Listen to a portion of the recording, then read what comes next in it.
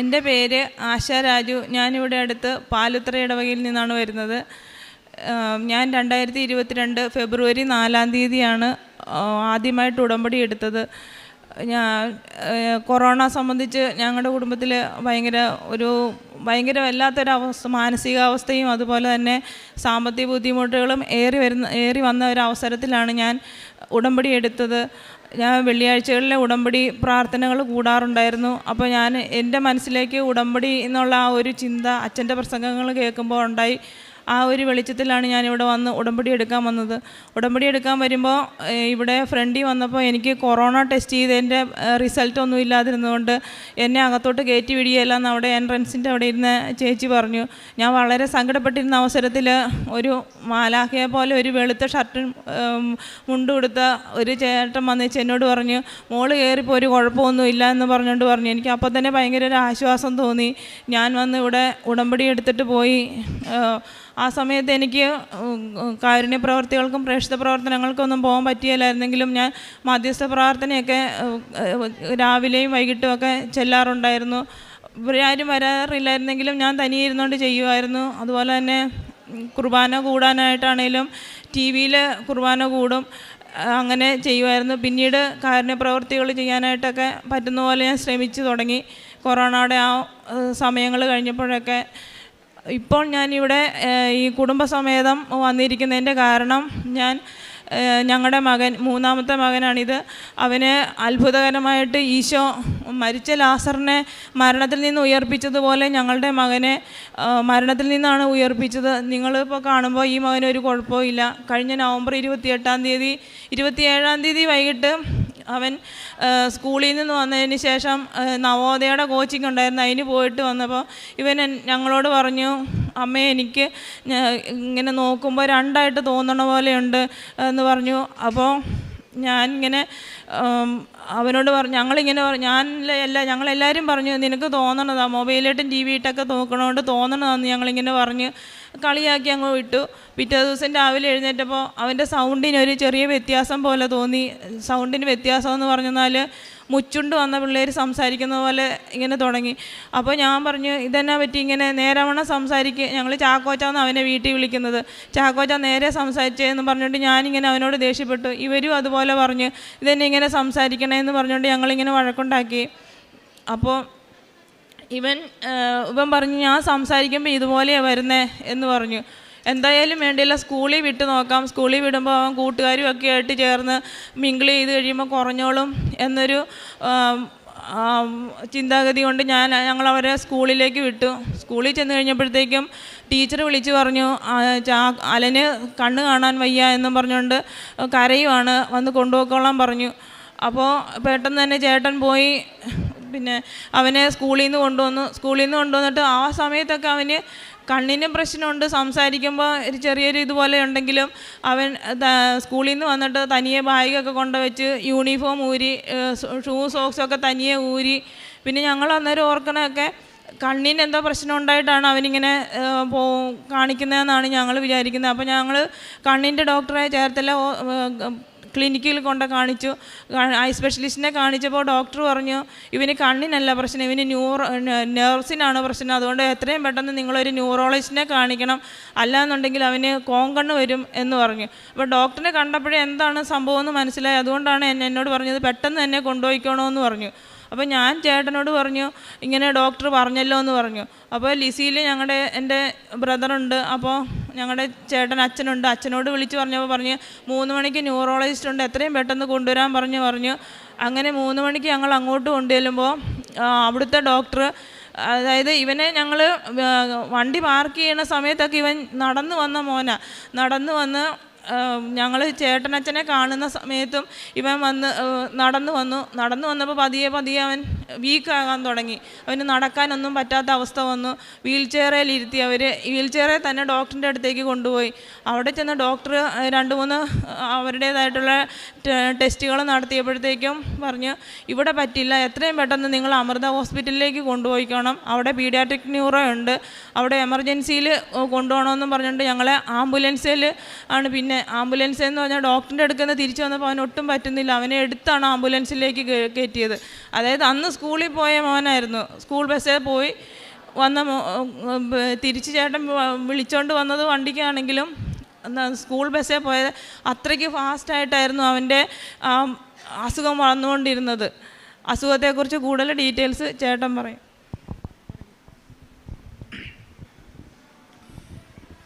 ഞങ്ങൾ നവംബർ 28 മോന് അങ്ങനെ ഒരു അസുഖം ഉണ്ടായത്. പെട്ടെന്നായിരുന്നു അവൻ്റെ ഗ്രോത്ത് എല്ലാം. അപ്പോൾ ഞങ്ങൾ അമൃതയിൽ ചെന്നു.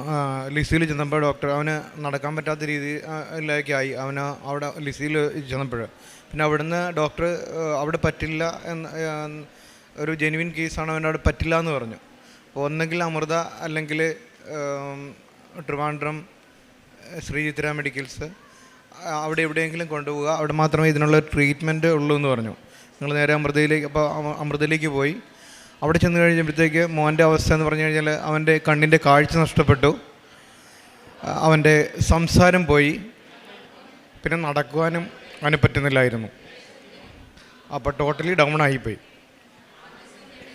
അത് കഴിഞ്ഞിട്ട് അവനെ ഡോക്ടർ ടെസ്റ്റ് ചെയ്തു, ICUയിലേക്ക് അവനെ അഡ്മിറ്റ് ചെയ്തു.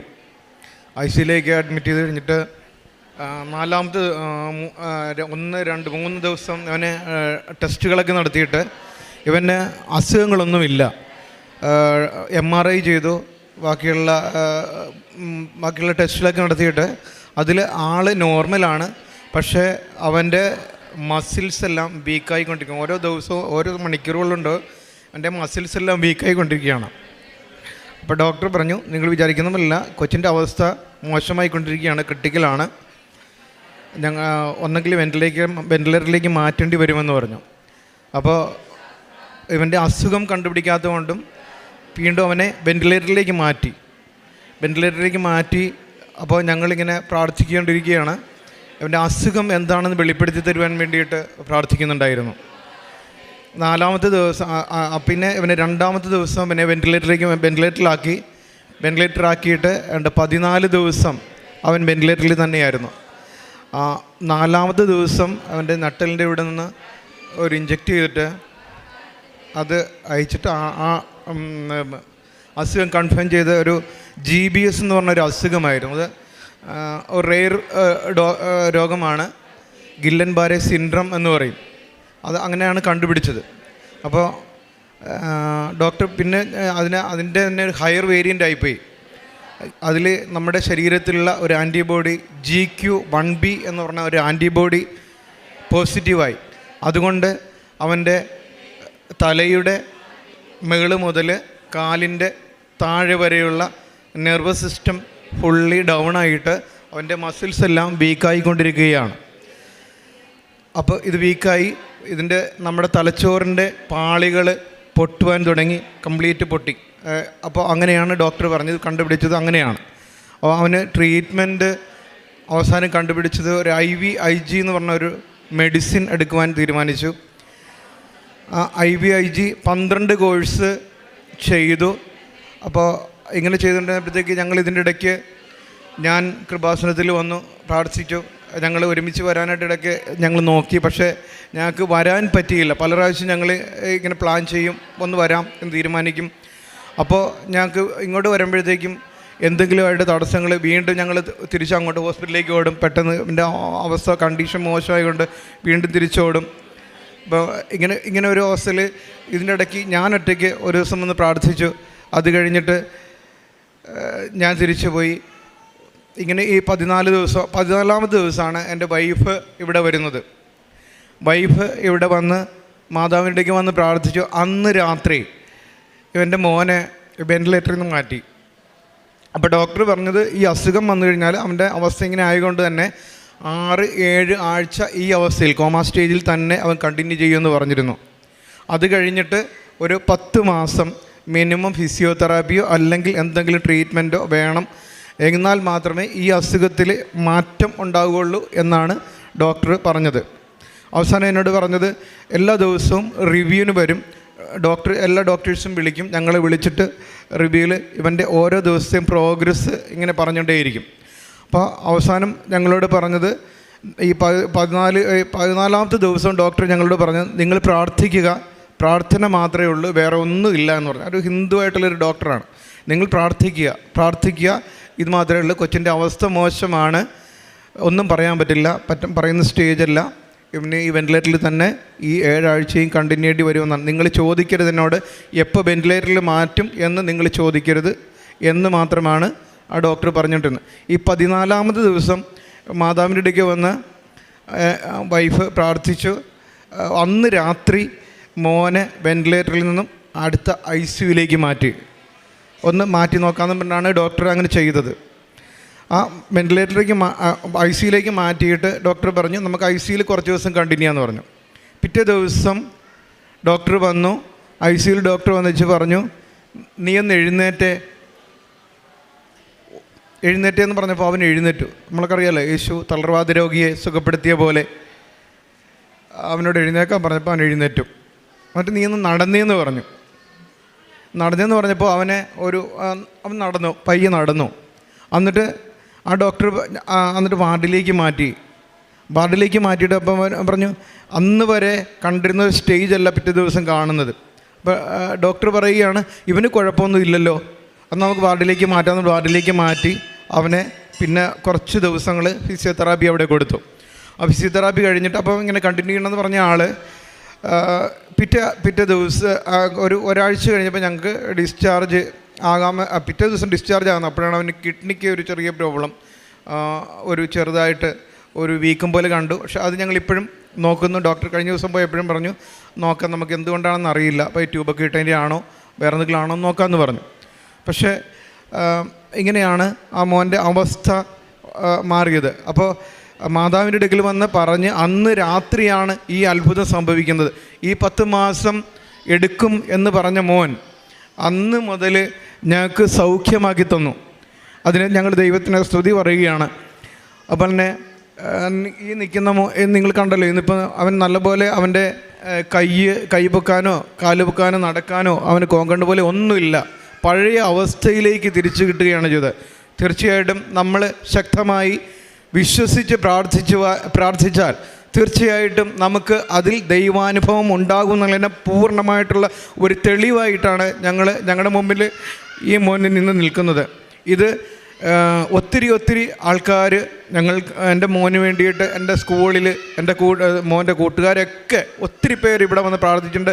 അറിയുന്നവരൊക്കെ എന്നോട് പറഞ്ഞ് കൃപാസനത്തിൽ അങ്ങനെ ഒത്തിരി പേര് മോനെ സമർപ്പിച്ച് പ്രാർത്ഥിച്ചതിൻ്റെ ഫലമായിട്ടാണ് ഞങ്ങൾക്ക് ഈ മോനെ ഇന്ന് തിരിച്ചു കിട്ടിയത്. ഞങ്ങൾ ഈ അവസരത്തിൽ മാതാവിനോട് പ്രത്യക്ഷമായിട്ട് നന്ദി പറയുവാൻ ഞങ്ങൾ ആഗ്രഹിക്കുകയാണ്.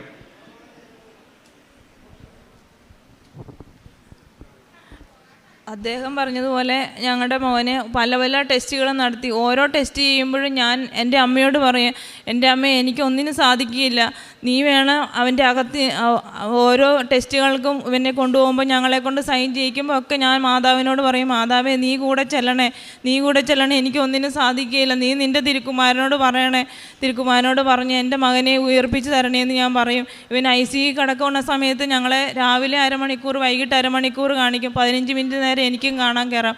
ആ സമയത്ത് ഞാൻ ഉടമ്പടി തൈലം അതുപോലെ തന്നെ എൻ്റെ കാശ് രൂപം ശരിക്കും പറഞ്ഞെന്നാൽ അമൃത ഹോസ്പിറ്റലിലേക്ക് കൊണ്ടുപോകണമെന്ന് പറഞ്ഞപ്പോൾ എനിക്ക് ഭയങ്കരമായിട്ടൊരു വിഷമം തോന്നി. കാരണം എന്നാന്ന് വെച്ചാൽ നമ്മുടെ കൊന്തയും ഒക്കെ പറ്റുമോ അങ്ങനെ, അതുകൊണ്ടാണ്. അപ്പോൾ എനിക്ക് ഭയങ്കര ബുദ്ധിമുട്ടായിരുന്നു. പക്ഷേ ഞാൻ അവിടുത്തെ ഡോക്ടറിനോട് ചോദിച്ചു, ഡോക്ടറെ ഇങ്ങനെ പോലെ ഞങ്ങളുടെ കൊന്തയും കാശിരുവൊക്കെ വെക്കുന്നതിന് കുഴപ്പമുണ്ടോ എന്ന് ചോദിച്ചു. അന്നേരം ഡോക്ടർ പറഞ്ഞു ഇല്ല കുഴപ്പമില്ല വെച്ചോളാൻ പറഞ്ഞു. ഞാൻ എന്നിട്ട് അതൊരു ചെറിയൊരു പ്ലാസ്റ്റിക് കീറ്റിനകത്താക്കി കാശ് രൂപം, ഉടമ്പടി കാശ് രൂപം ഞാൻ എടുപ്പിച്ചുകൊണ്ട് വന്നു. ചേട്ടൻ്റെ മോനെ കൊണ്ട് എടുപ്പിച്ച് അത് ഞാൻ കൊണ്ട് ഇവൻ്റെ ബെഡ്ഷീറ്റിൻ്റെ താഴെ വെച്ച്. അപ്പോൾ പക്ഷേ ആ സിസ്റ്റർ അത് മേളിൽ വെച്ച് പ്ലാസ്റ്റർ വെച്ച് ഒട്ടിച്ച് വെച്ച് അങ്ങനെ അവൻ്റെ ഉടമ്പടി കാശ് രൂപം വെച്ച് അതുപോലെ തന്നെ മാതാവിൻ്റെ ഉടമ്പടി തൈലം ഞാൻ രാവിലെ കാണാൻ കയറുമ്പോഴും വൈകിട്ട് കാണാൻ കയറുമ്പോഴും വിശ്വാസ പ്രമാണം ചൊല്ലി അവൻ്റെ ഇടത് സൈഡിനാണ് കൂടുതൽ വീക്കായി, ഏറ്റവും കൂടുതലായിട്ട് വീക്ക്നെസ് ഉണ്ടായത്. അപ്പോൾ ഞാൻ അവിടെ എല്ലാം ഉടമ്പടി തൈലം തൂത്ത് ശരീരത്തിൻ്റെ എല്ലാ ഭാഗങ്ങളും എനിക്ക് തൂക്കാൻ പറ്റുന്നത്, കാരണം അവൻ്റെ ശരീരം മൊത്തം ട്യൂബാണ്, ഭക്ഷണം എല്ലാം ട്യൂബിൽ കൂടെയാണ് കൊടുക്കുന്നത്. അപ്പോൾ ഈ തൂക്കാൻ പറ്റുന്നിടത്തൊക്കെ ഞാൻ തൂക്കും. അവനെ അനക്കാൻ പറ്റത്തില്ല, അനക്കാൻ പറ്റിയില്ലെങ്കിലും എല്ലായിടത്തും ഞാൻ തൂത്ത് കൊടുക്കും. എന്നിട്ട് ഞാൻ മാതാവിനോട് പറയും, മാതാവേ നീ നിൻ്റെ മകനോട് പറഞ്ഞ് എൻ്റെ മകനെ എങ്ങനെയെങ്കിലും രക്ഷിച്ചു തരണേ, എനിക്ക് എങ്ങനെയെങ്കിലും രക്ഷിച്ചു തരണേ എന്ന് ഞാൻ എപ്പോഴും മാതാവിനോട് പ്രാർത്ഥിക്കും. അതുപോലെ തന്നെ ഞാൻ പിന്നെ അവൻ്റെ അടുത്ത് ചെല്ലുമ്പോൾ ഒക്കെ ഞാൻ ഈശോയോട് പ്രാർത്ഥിക്കുന്ന, മരിച്ച ലാസറിനെ ഉയർപ്പിച്ച കർത്താവേ, എൻ്റെ മകനെ നീ ഉയർപ്പിച്ച് ഈ അവസ്ഥയിൽ നിന്ന് എനിക്ക് ഉയർപ്പിച്ച് തരണേ എന്ന് പറഞ്ഞുകൊണ്ട് ഞാൻ എപ്പോഴും പറയും. നമ്മൾ പറയുന്ന അവന് മനസ്സിലാകും, പക്ഷേ കണ്ണ് തുറക്കാനോ ശരീരം അനക്കാനോ ഒന്നും പറ്റത്തില്ല. അങ്ങനെയുള്ള അവസ്ഥയിലാണ് അവൻ കടന്നത്. അപ്പോൾ എൻ്റെ സൗണ്ട് കേൾക്കുമ്പോൾ 2 കണ്ണിൽ നിന്ന് ഇങ്ങനെ അവൻ വെള്ളം വരും. രാവിലെ ഞാൻ ചെല്ലുമ്പോൾ ചോദിക്കും, മോനെ സ്കൂളിൽ പോകണ്ട, എണീക്കണില്ലേ, മണി 7 കഴിഞ്ഞല്ലോ എന്ന് പറയും. അപ്പോഴൊക്കെ അവന് ഒന്നും പറയാൻ പറ്റിയില്ലെങ്കിലും 2 കണ്ണിൽ നിന്നും വെള്ളം വരുമായിരുന്നു. അങ്ങനെ ഒരു ദിവസം ഞാനിങ്ങനെ ഇവനോട് സംസാരിച്ചുകൊണ്ടിരിക്കുമ്പോൾ ഇവൻ ഇങ്ങനെ പതിയെ കണ്ണ് തുറന്നു വെച്ച് ഒരു വല്ലാത്ത അവസ്ഥയിലേക്ക് അങ്ങ് പോയി. അപ്പോൾ ഞാൻ ദൈവത്തോട് പറഞ്ഞു, ദൈവമേ എനിക്ക് നീ 4 മക്കളെ തന്നു, 3ാമത്തെ കുഞ്ഞ് ഇവനെ നീ എനിക്ക് ജന്മനാ ഇങ്ങനെ തന്നിരുന്നെങ്കിൽ എനിക്ക് കുഴപ്പമില്ലായിരുന്നു. പക്ഷേ ഇപ്പോൾ ഓടിക്കളിച്ച് നടന്നുകൊണ്ടിരുന്ന അവൻ പെട്ടെന്ന് ഈ ഒരു അവസ്ഥയിലേക്ക് വന്നു. ഇനി അവൻ വീൽ ചെയറിലൊക്കെ നടക്കുന്ന അവസ്ഥ വരും. എനിക്ക് അത് ഓർക്കാൻ പോലും പറ്റിയില്ല, കാരണം അവൻ മാനസികമായിട്ട് വളരെ തളരുവല്ലോ. ഈശോയെ എനിക്ക് അതുകൊണ്ട് എങ്ങനെയെങ്കിലും ഒന്ന് രക്ഷിച്ചു തരണേന്ന് ഞാൻ പ്രാർത്ഥിക്കുമായിരുന്നു. അങ്ങനെ പരിശുദ്ധ അമ്മയുടെ മാധ്യസ്ഥ, അതുപോലെ തന്നെ ഞാൻ മാതാവിനോട് പറയും, മാതാവേ നീ വെൻറ്റിലേറ്ററിൽ കിടക്കണേ, എത്രയോ പേരെ പോയി കണ്ട് രക്ഷിച്ചിരിക്കുന്നു, എൻ്റെ മകൻ്റെ അടുത്ത് നീ വരണേ, നീ എൻ്റെ അടുത്ത് വരണേ എന്ന് പറഞ്ഞു. ഒരു ദിവസം വെളുപ്പിന് ഞാനിങ്ങനെ പ്രാർത്ഥിച്ചുകൊണ്ടിരുന്നപ്പോൾ ഞാനിങ്ങനെ പെട്ടെന്ന് കണ്ണടച്ച് ഞാൻ പെട്ടെന്ന് മയക്കത്തിലേക്ക് പോയതാണോ എന്താണെന്ന് എനിക്കറിയില്ല. എന്തായാലും ഞാനിങ്ങനെ നോക്കുമ്പോൾ ഈ നമ്മുടെ സിൽവർ സാരി കൊടുത്ത മാതാവ് ഇങ്ങനെ പെട്ടെന്ന് ധൃതിയിൽ റോഡിലൂടെ നടന്നു പോകുന്നത്, അതായത് അമൃത ഹോസ്പിറ്റൽ എന്ന് പറയുമ്പോൾ അറിയാലോ, എറണാകുളം തിരക്കുള്ള റോഡിലൂടെ ഇങ്ങനെ മാതാവ് ഇങ്ങനെ നടന്നു വരുന്നതായിട്ട് കാണിക്കുന്നുണ്ട്. എന്നിട്ട് മാതാവ് പെട്ടെന്ന് ഇങ്ങനെ വണ്ടി വരുന്നത് പോലെ ഇങ്ങനെ വരുമ്പോൾ ഇങ്ങനെ സാരി ഇങ്ങനെ കവർ ചെയ്തിരിക്കുന്നത് അത് ഇങ്ങനെ തുറന്നു നോക്കുന്നത് പോലെ തോന്നി. അപ്പോൾ ഞാൻ അയ്യോ ഇത് മാതാവാണല്ലോ, ഇത് മാതാവ് എൻ്റെ മകൻ്റെ അടുത്തേക്കാണോ നീ വരുന്നതെന്ന് ഞാൻ ചോദിച്ച്, അത്രയ്ക്ക് മാതാവ് എനിക്ക് അങ്ങനെയൊരു വെളിപ്പെടുത്തി എൻ്റെ മാതാവ് എൻ്റെ മകൻ്റെ കൂട്ടത്തിലുണ്ടെന്ന് എനിക്ക് വെളിവാക്കി തന്നു. പിന്നെ ഇത്രയും വലിയ ഉപകാരം എന്ന് പറയുമ്പോൾ വലിയ ഇത് ചെയ്തു തന്ന അമ്മയ്ക്കും പരിശുദ്ധ അമ്മയ്ക്കും തിരുക്കുമാരനും കോടാനുകോടി നന്ദി പറയുകയാണ്. പിന്നെ രണ്ടാമതായിട്ട് ഞാൻ സാക്ഷ്യം പറയുന്നത്, ഞങ്ങളുടെ ചേർത്തലയിൽ ഞങ്ങളൊരു കടയെടുത്തിട്ടുണ്ടായിരുന്നു. ഞങ്ങൾക്ക് അത് തുടങ്ങണമെന്ന് പറഞ്ഞ് കുറേ നാളായിട്ട് ഞങ്ങൾ ആഗ്രഹിച്ചിരുന്നതാണ്. പക്ഷേ അത് ചേട്ടൻ്റെ ഒരു ആഗ്രഹമായിരുന്നു, വലിയൊരു ആഗ്രഹമായിരുന്നു. അത് കൊറോണ സമയത്ത് അത് തുറക്കാൻ പറ്റിയില്ല. അത് കഴിഞ്ഞിട്ട് അത് പരിശുദ്ധ അമ്മയോട് ഞാൻ പറഞ്ഞു, മാതാവേ അതെങ്ങനെയെങ്കിലും ഒന്ന് തുറന്ന് പ്രവർത്തിക്കാനായിട്ട് ഞങ്ങൾക്ക് തരണേ, ഒത്തിരി സാമ്പത്തികമൊന്നും തരണ്ട, പക്ഷേ എന്നാലും ഞങ്ങളുടെ മക്കളെ പഠിപ്പിക്കാൻ ഞങ്ങളുടെ വീട്ടു ചെലവിനുള്ള മാത്രം അതിൽ നിന്ന് കിട്ടിയാൽ മതി, എന്നാലും വേണ്ടിയല്ല, എങ്ങനെയെങ്കിലും അതൊന്ന് തുറന്നു തരണേ, ഞാനിവിടെ ഒന്ന് സാക്ഷ്യം പറഞ്ഞോളാവേ എന്ന് പറഞ്ഞുകൊണ്ട് ഞാനിങ്ങനെ മാതാവിനോട് എപ്പോഴും പ്രാർത്ഥിക്കുമായിരുന്നു. അങ്ങനെ പരിശുദ്ധ അമ്മയുടെ മാധ്യസ്ഥം വഴിയായിട്ട് ചേർത്തല ടൗണിൽ തന്നെ ഞങ്ങളുടെ സ്ഥാപനം തുറക്കുവാനും അത് നല്ല രീതിയിൽ പ്രവർത്തിച്ചു കൊണ്ടുപോകാനായിട്ടും ഞങ്ങൾക്ക് വേണ്ടിയിട്ട് മാധ്യസ്ഥം വഹിക്കുന്നുണ്ട്. അമ്മയ്ക്കും തിരുക്കുമാരനും നന്ദി പറയുന്നു. മൂന്നാമതായിട്ട് ഞങ്ങളുടെ മൂത്ത മകള് കഴിഞ്ഞ വർഷമാണ് 10ാം ക്ലാസ്സിൽ പാസ്സായത്. അവൾ 7ാം ക്ലാസ് വരെ CBSE സിലബസിലായിരുന്നു. പെട്ടെന്ന് അവളെ സ്റ്റേറ്റ് സിലബസിലേക്ക് മാറ്റിയപ്പോൾ അവൾക്ക് ആ സമയത്ത് കൊറോണ വന്ന് സ്കൂളിലൊന്നും പോകാൻ പറ്റാതെ, ആരുമായിട്ട് കൂട്ടുകൂടാനോ ഒന്നും പറ്റാത്ത അവസ്ഥയിൽ ഭയങ്കര ഒരു വല്ലാത്തൊരവസ്ഥയിൽ അവളായിപ്പോയി. അവൾക്ക് പഠിക്കാനൊന്നും പറ്റുന്നില്ല. അതായത് CBSE നിന്നും സ്റ്റേറ്റിലേക്ക് മാറിയപ്പോൾ അതിൻ്റേതായിട്ടുള്ള എല്ലാ ബുദ്ധിമുട്ടുകളും എൻ്റെ മോൾക്ക് നന്നായിട്ടുണ്ടായിരുന്നു. അപ്പോൾ അങ്ങനെ വന്നപ്പോൾ ഞാൻ അമ്മയോട് പറഞ്ഞു, മാതാവേ എനിക്കൊന്നും ചെയ്യാനായിട്ട് സാധിക്കുകയില്ല, നിനക്കല്ലേ എല്ലാം ചെയ്യാനായിട്ട് സാധിക്കുള്ളൂ, നീ നിൻ്റെ തിരുക്കുമാരനോട് പറയണേ, എനിക്കെല്ലാം എൻ്റെ മോൾക്ക് സാധിച്ചു കൊടുക്കണേ, എനിക്കൊന്നും ചെയ്യാൻ പറ്റിയല്ല. അവൾ പറഞ്ഞ് അവൾക്ക് പഠിക്കാനെന്നുണ്ടെങ്കിൽ അവൾ ദൈവം വിചാരിക്കണം.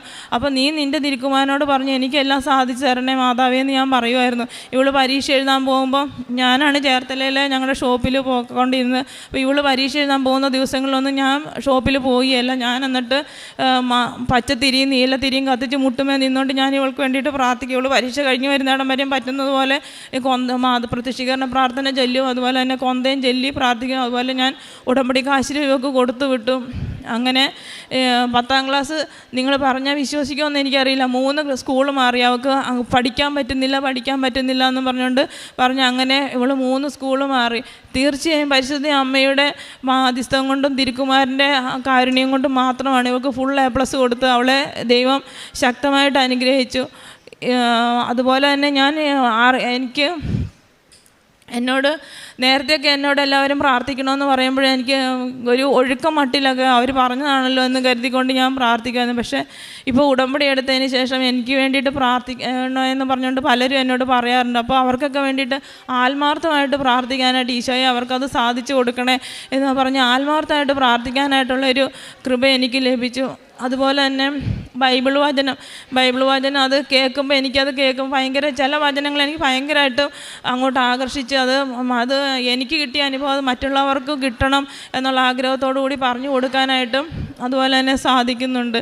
പിന്നെ എനിക്ക് മറ്റുള്ളവരോട് കൂടുതൽ സംസാരിക്കാനായിട്ട് ഒത്തിരി അങ്ങോട്ട് ഇത് കയറി അവരോട് സംസാരിക്കാനായിട്ടുള്ള ഇതൊന്നും ഇല്ലായിരുന്നു. അതുകൊണ്ട് തന്നെ ഞാൻ ഇവിടുന്ന് പത്രമൊക്കെ വാങ്ങിച്ചുകൊണ്ട് പോയാലും ഞാൻ ഒത്തിരി ഇതായിട്ടുള്ളവർക്കൊന്നും കൊടുക്കാൻ എനിക്ക് ഏറ്റവും നന്നായിട്ട് അറിയാവുന്ന അങ്ങനെയുള്ള ആൾക്കാർക്കൊക്കെ കൊടുക്കുകയുള്ളായിരുന്നു. പക്ഷേ ഈ മോൻ ഹോസ്പിറ്റലിൽ കിടന്ന സമയത്ത് എനിക്ക് എൻ്റെ മനസ്സിന് ഭയങ്കര ഒരു ആശ്വാസം എന്ന് പറഞ്ഞാൽ എൻ്റെ മനസ്സിൽ മുഴുവൻ പറഞ്ഞാൽ നിൻ്റെ കുടുംബത്തെ വിശദീകരിക്കുവാൻ വേണ്ടിയിട്ട് ദൈവം തന്നൊരവസരമാണ്, നീ ദൈവത്തെ മഹത്വപ്പെടുത്തണം. അപ്പോൾ ഈ മോൻ ഇങ്ങനെ ഡോക്ടർ ഓരോ പ്രാവശ്യം പറയുമ്പോഴും ക്രിട്ടിക്കൽ സ്റ്റേജ് എന്ന് പറയുമ്പോഴൊക്കെ ഇല്ല, എൻ്റെ ദൈവം എന്നെ ശക്തിപ്പെടുത്തും, എൻ്റെ മകൻ ഒരു കുഴപ്പവും വരുത്തത്തില്ല എന്ന് എൻ്റെ മനസ്സിൽ ഇങ്ങനെ പറഞ്ഞുകൊണ്ടിരുന്നു. അതുപോലെ എൻ്റെ അപ്പുറം ഇപ്പുറമൊക്കെ ഇരുന്നുകൊണ്ട് സങ്കടപ്പെട്ടുകൊണ്ടിരുന്നു. അതായത് ഇവന് പീഡിയാട്രിക് വാർഡിൽ ICUവിലായിരുന്നുകൊണ്ട് എല്ലാ കുഞ്ഞുങ്ങളും 2 മാസം 3 മാസം അങ്ങനെയുള്ളവരുടെയൊക്കെ പേരൻസ് ആയിരുന്നു കൂടുതൽ എൻ്റെ അടുത്ത് അവരിന്ന് സങ്കടപ്പെടുമ്പോൾ ഒക്കെ ഞാൻ ഈ കൃപാസന മാതാവിൻ്റെ ഫോട്ടോ എടുത്ത് കാണിക്കും. ഒന്നുമില്ലെങ്കിൽ എൻ്റെ കയ്യിൽ ഒരു പ്രാവശ്യം വന്നപ്പോൾ ഒന്നും ഇല്ലാഞ്ഞിട്ട് ഞാൻ എൻ്റെ കയ്യിലിരുന്ന കൊന്ത ഞാൻ അവർക്ക് എടുത്ത് കൊടുത്തു. നിങ്ങൾ ഇത് വെച്ച് അത് നോൺ ക്രിസ്ത്യൻസാണ് കൂടുതലും എൻ്റെ അടുത്ത് വന്നിരുന്ന് ഇങ്ങനെ ഭയങ്കരമായിട്ട് സങ്കടപ്പെട്ടുകൊണ്ടിരുന്നത്. അപ്പോൾ അവർ ഇങ്ങനെ സങ്കടപ്പെടുമ്പോൾ ഞാൻ അവരോട് പറയും, നിങ്ങളിത് വെച്ച് പ്രാർത്ഥിച്ചാൽ മതി, ഒരു കുഴപ്പവും വരുത്തത്തില്ല. മോക്കോ അല്ലെങ്കിൽ മോന് അസുഖം മാറിക്കഴിയുമ്പോൾ ഇവിടെ വന്ന് മാതാവിൻ്റെ അടുക്ക് വന്ന് നന്ദി പറയണം, അത് മറന്നു പോകരുത്, നിങ്ങളത് ചെയ്താൽ മതി എന്ന് പറഞ്ഞ് അങ്ങനെ ഒത്തിരി പേർക്ക് അവിടെ ഇരുന്ന് ഞാൻ എൻ്റെ ആ സമയത്ത് ഒത്തിരി പേർക്ക് ഞാൻ അങ്ങനെ പറഞ്ഞു കൊടുത്ത് അവർക്ക് ഒത്തിരി ആശ്വാസം കിട്ടിയതായിട്ട് അവരെന്നോട് തന്നെ എൻ്റെ അടുത്ത് വന്ന് അത് പറഞ്ഞു. ഞാൻ പറഞ്ഞു, എൻ്റെ അടുത്ത് പറയേണ്ട, മാതാവിൻ്റെ അടുത്ത് വന്ന് സാക്ഷ്യം പറഞ്ഞാൽ മതി, നിങ്ങളുടെ മക്കൾക്ക് ഒരു കുഴപ്പവും വരുത്തത്തില്ല, ഞാനും പ്രാർത്ഥിച്ചോളാം എന്ന് പറയും. ഇപ്പോഴും ഞാൻ അവർക്കൊക്കെ വേണ്ടിയിട്ട് പ്രാർത്ഥിക്കുന്നുണ്ട്. ആ ICU കിടക്കുന്ന എല്ലാ കുഞ്ഞുങ്ങൾക്കും വേണ്ടിയിട്ട് പ്രാർത്ഥിക്കുന്നുണ്ട്. അങ്ങനെ അമ്മയും തിരുക്കുമാരനും എനിക്കും എൻ്റെ കുടുംബത്തിനും ചെയ്തു തന്ന എല്ലാ അനുഗ്രഹങ്ങൾക്കും. അതുപോലെ തന്നെ എൻ്റെ ചേച്ചിയുടെ മോൻ കാനഡയ്ക്ക് പോകാൻ വേണ്ടിയിട്ട് ഭയങ്കര ബുദ്ധിമുട്ടെന്ന് പറഞ്ഞാൽ അവൻ ടെസ്റ്റ് പാസ്സായി കഴിഞ്ഞിട്ട് അവൻ്റെ വിസ ഒന്നും ശരിയാകുന്നില്ലായിരുന്നു. അപ്പോൾ അവന് ഭയങ്കരമായിട്ട് സങ്കടപ്പെട്ട് അവന് ഡിഗ്രി സെക്കൻഡ് ഇയർ ആയപ്പോഴാണ് അവന് കാനഡയ്ക്ക് പോകണമെന്നുള്ള ഒരു ഇത് വന്നത്. അപ്പോൾ അവന് എന്നോട് പറഞ്ഞു, എൻ്റെ 2 വർഷം പോകുമല്ലോ, എനിക്ക് എങ്ങനെയെങ്കിലും ഈ പ്രാവശ്യമെങ്കിലും പോകാൻ പറ്റണേ, ഒന്ന് പ്രാർത്ഥിക്കണേ ആശമയെന്ന് പറഞ്ഞുകൊണ്ട് എന്നോട് പറഞ്ഞു. ഞാൻ അങ്ങനെ അവന് വേണ്ടിയിട്ട് പ്രാർത്ഥിച്ചു. അങ്ങനെ പ്രാർത്ഥിച്ചതിൻ്റെ ഫലമായിട്ട് അവനും കാനഡയ്ക്ക് പോകാനും അതുപോലെ അവൻ്റെ ഈ 22ാമത്തെ ബർത്ത്ഡേക്ക് മുമ്പ് അവന് അവിടെ എന്തെങ്കിലും ഒരു ജോലി ശരിയാക്കി കൊടുക്കണേ മാതാവേന്ന് പ്രാർത്ഥിക്കുമായിരുന്നു. അങ്ങനെ മാതാവ് അവന് ഈ 22ാമത്തെ ബർത്ത്ഡേയുടെ ഈ സെപ്റ്റംബർ 30-ന് 22 വയസ്സായപ്പോൾ അതിന് തൊട്ട് മുമ്പ്, അതായത് സെപ്റ്റംബർ 28-ാം തീയതി അവന് മാതാവ് ഒരു നല്ല ജോലി കൊടുത്ത് അവനെ അനുഗ്രഹിക്കുകയും ചെയ്തു. അതുപോലെ തന്നെ എൻ്റെ അനിയൻ്റെ വൈഫ് ബാത്റൂമിൽ തെന്നി വീണപ്പോഴത്തേക്കും പുള്ളിക്കാരത്തേക്ക് എഴുന്നേക്കാൻ പറ്റില്ല, നല്ല ശരീരമുള്ളൊരു വ്യക്തിയായിരുന്നു, എഴുന്നേക്കാൻ പറ്റുന്നില്ല. അപ്പോൾ ഞാൻ ഈ പിള്ളേരോട് പറഞ്ഞു, മാതാവിൻ്റെ ഉടമ്പടി തൈലം എടുത്തുകൊണ്ട് വരാൻ പറഞ്ഞു. അങ്ങനെ നെറ്റിയെ കുരിശ് വരച്ച് പ്രാർത്ഥിച്ച് പെട്ടെന്നൊരു അത്ഭുതം എന്ന് പറഞ്ഞാൽ പുള്ളിക്കാരത്തേക്ക് വേദന ഒത്തിരി കുറഞ്ഞു. അവിടെ ഹോസ്പിറ്റലിൽ കൊണ്ടുപോയി സ്കാൻ ചെയ്തിട്ട് ദൈവത്തിൻ്റെ അനുഗ്രഹം കൊണ്ട് ഒരു കുഴപ്പമില്ല എന്നും പറഞ്ഞ് അങ്ങനെ അതും മാതാവിൻ്റെ ഉടമ്പടി തൈലം കൊണ്ട് അത് മാറിക്കിട്ടിയതായിട്ട് എനിക്ക് നല്ല ഉറപ്പുണ്ട്. അതുപോലെ എന്നോട് എന്തെങ്കിലും അസുഖമെന്നൊക്കെ പറയുമ്പോൾ ഞാൻ പറയും, മാതാവിൻ്റെ ഉപ്പിട്ട് വിശ്വാസ പ്രമാണം ചൊല്ലിയിട്ട് ആ ഉപ്പ് ഉപയോഗിച്ചാൽ മതി, കുഴപ്പമൊന്നും വരത്തില്ല. അതുപോലെ മാതാവിൻ്റെ തൈലം തൂത്ത് കൊടുക്കാൻ പറ്റുന്നവരാണെങ്കിൽ ഞാൻ തൂത്ത് കൊടുക്കാൻ പറ്റുന്നവരെന്ന് പറഞ്ഞാൽ എൻ്റെ അടുത്തുള്ളവരാരെങ്കിലും ആണെങ്കിൽ ഞാൻ വിശ്വാസ പ്രമാണം ചൊല്ലി തൂത്ത് കൊടുക്കും. അതുപോലെ മാതാവിൻ്റെ തേന് ഞാൻ ഇവർക്ക് പഠിക്കാനൊക്കെ ബുദ്ധിമുട്ട് വരുമ്പോൾ ഞാൻ മാതാവിൻ്റെ തേനിങ്ങനെ നാക്കിൽ ഒഴിച്ച് കൊടുക്കും. അതുപോലെ തന്നെ ഇത് ചായ പാലൊക്കെ കൊടുക്കുമ്പോൾ അതിൻ്റെ അകത്ത് ഒരു തുള്ളി ഇങ്ങനെ ഇട്ട് കൊടുക്കുകയൊക്കെ ചെയ്യും. അതുപോലെ മാതാവിൻ്റെ ഉപ്പും ഞാൻ പല കാര്യങ്ങൾക്കും വേണ്ടിയിട്ട് ഉപയോഗിക്കാറുണ്ട്. അതുപോലെ ഞാൻ മറ്റുള്ളവർക്ക് അത് പറഞ്ഞു കൊടുക്കുകയും ചെയ്യാറുണ്ട്. ഇത്രയും കാര്യങ്ങളൊക്കെ എനിക്കും എൻ്റെ കുടുംബത്തിനും ചെയ്തു തന്ന പരിശുദ്ധ അമ്മയ്ക്കും തിരുക്കുമാരനും കോടാനുകോടി നന്ദി പറഞ്ഞുകൊണ്ട് നിർത്തുന്നു. മർക്കോസിൻ്റെ വിശുദ്ധ സുവിശേഷം 1-ാം അധ്യായം 44-ാം തിരുവചനത്തിൽ ഇപ്രകാരം പറയുന്നുണ്ട്. കുഷ്ഠരോഗിയെ സുഖപ്പെടുത്തിയതിന് ശേഷം ഈശോ അവനോട് പറയുന്നുണ്ട്, പുരോഹിതനെ കാണിക്കുവാനും ജനങ്ങൾക്ക് സാക്ഷ്യത്തിനായി ശുദ്ധീകരണ കാഴ്ചകൾ സമർപ്പിക്കുവാനും പറയുന്നുണ്ട്. കുടുംബം ഒന്നിച്ച് തങ്ങളുടെ മകന് കിട്ടിയ രോഗശാന്തി അത് ഒരിക്കലും ലഭിക്കില്ല എന്നുള്ള അവസ്ഥയിൽ നിന്ന്, അതായത് യോഹന്നാൻ്റെ വിശുദ്ധ സുവിശേഷം 2:4 ഈശോ പറയുന്നുണ്ട്, സ്ത്രീയെ, എൻ്റെ സമയം ഇനിയും സമാഗതമായിട്ടില്ല, എനിക്കും നിനക്കും എന്ത് എന്നാണ് ഈശോ ചോദിക്കുന്നത്. അങ്ങനെ സമയമായിട്ടില്ല എന്ന് പറയുന്ന ആ അവസരത്തിൽ ദൈവത്തിൻ്റെ ഇടപെടൽ ഉള്ളതുകൊണ്ട് ഉണ്ടായാൽ മാത്രമേ ഒരു അപ്രഖ്യാപിത സമയത്തെ അവിടെ ഒരു അടയാളമായിട്ട് അവിടെ ചെയ്യുവാൻ കഴിയുകയുള്ളൂ.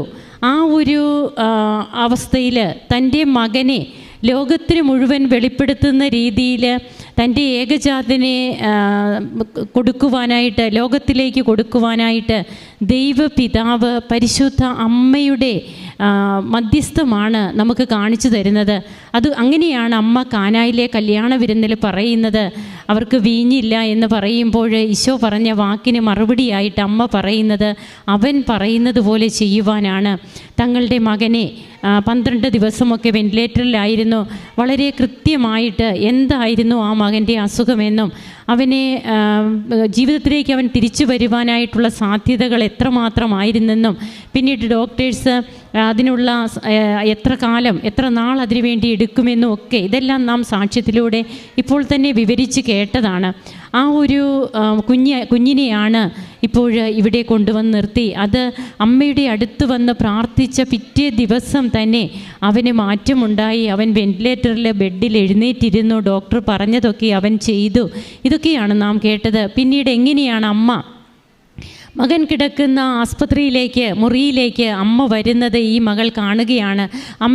അമ്മയോടാണ് ഓരോ പ്രാവശ്യവും പറഞ്ഞത്, അമ്മ എനിക്ക് ആരുമില്ല, അമ്മയല്ലാതെ ആരുമില്ല, അമ്മ ഈശോയോട് പറയണം, എൻ്റെ കുഞ്ഞിനെ എനിക്ക് നൽകണം, ഇവനെ എനിക്ക് തിരികെ നൽകി ഇവിടെ എനിക്ക് അമ്മയെ വന്ന് എനിക്ക് ഈശോയ്ക്ക് സാക്ഷിയാകണം, അങ്ങനെ അമ്മയുടെ ആലയത്തിൽ വന്ന് ഈശോയെ മഹത്വപ്പെടുത്തണമെന്ന് ഈ മകൾ തുടർച്ചയായി പറഞ്ഞുകൊണ്ടിരുന്നു.